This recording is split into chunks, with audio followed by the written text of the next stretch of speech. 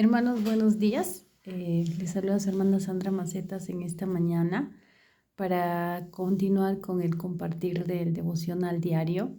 Este, Vamos a compartir el día de hoy, Primera de Corintios, capítulo 4.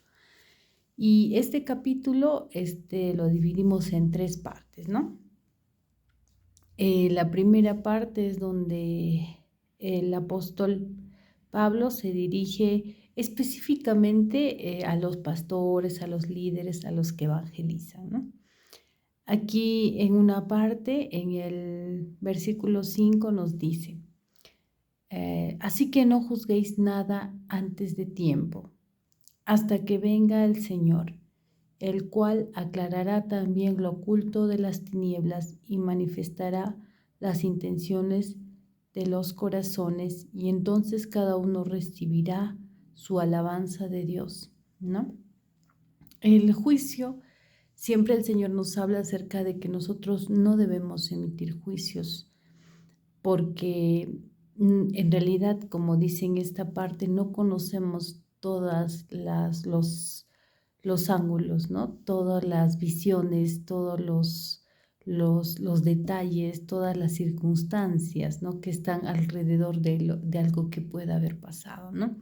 Nosotros siempre vamos a tener una mirada muy subjetiva, muy propia, según nuestra experiencia, pero nosotros no sabemos qué ha pasado con las demás personas y no podemos conocer la intención de los corazones, no podemos conocer lo que hay dentro, ¿no? Por eso en esta parte en la Biblia nos dice que el Señor aclarará lo oculto de las tinieblas y manifestará la intención de los corazones. Por eso es que el Señor nos dice que no debemos juzgar, ¿no? No solamente porque nosotros también tenemos cosas que corregir y no estamos en condiciones de juzgar a nadie, sino que también nuestra mirada, nuestro juicio, no es un juicio muy objetivo, por lo que les acababa de decir, ¿no? Entonces el Señor nos advierte de eso.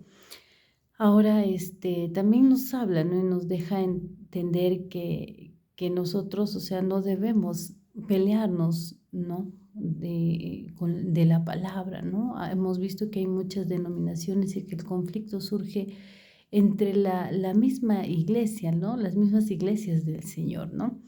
Porque tienen algunos una posición o una opinión, ¿no? Pero el Señor, a través de su palabra y a través del apóstol Pablo, nos dice que no deben existir esas diferencias, ¿no? No debería existir ese conflicto. ¿Y por qué surge el conflicto?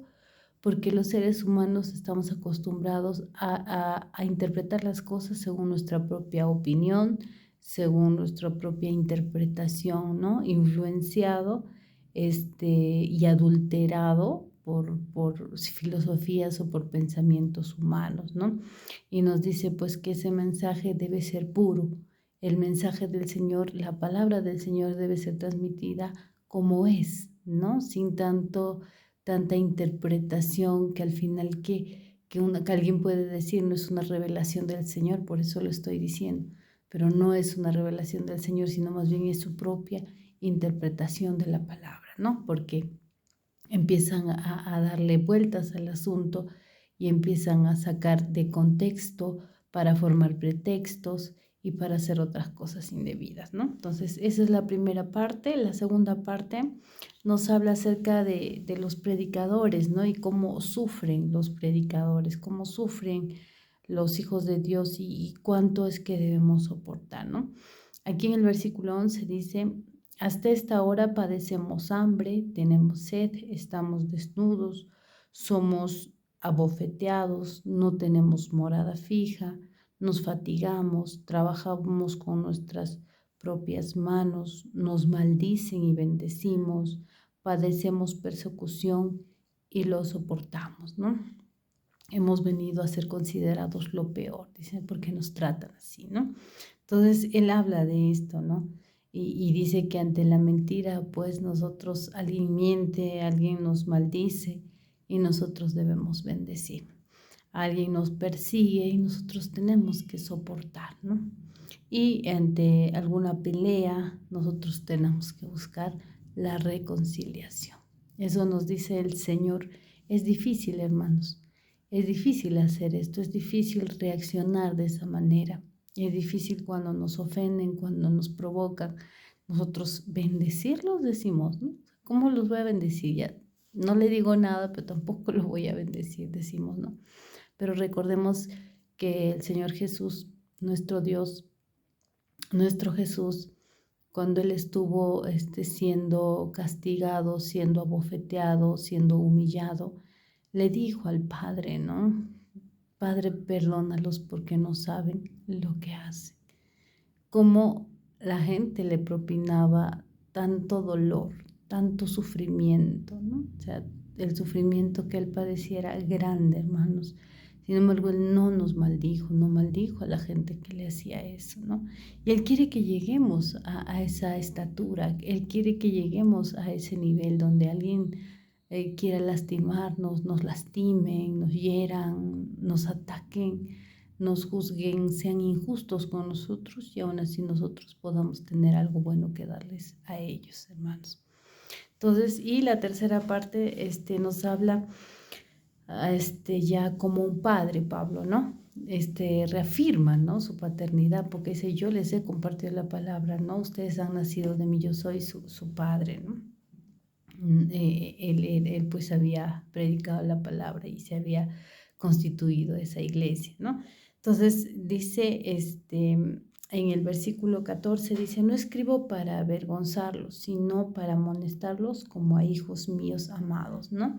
Esto nos quiere decir que cuando alguien nos llama la atención, alguien nos dice que algo estamos haciendo mal, hermanos, no es pues para avergonzarnos, ¿no? Sino más bien para corregirnos porque somos amados, ¿no? Muchas veces la corrección se ha interpretado como que alguien nos está desvalorizando, como que alguien nos está descartando, como que alguien está diciendo que no servimos para nada, que hacemos malas cosas, ¿no? Pero no, un padre que dice que al hijo que corrige ama, dice la palabra del Señor. Entonces Él les dice eso y en el versículo 18 dice, mas algunos están envanecidos como si yo nunca hubiese de ir a vosotros, ¿no?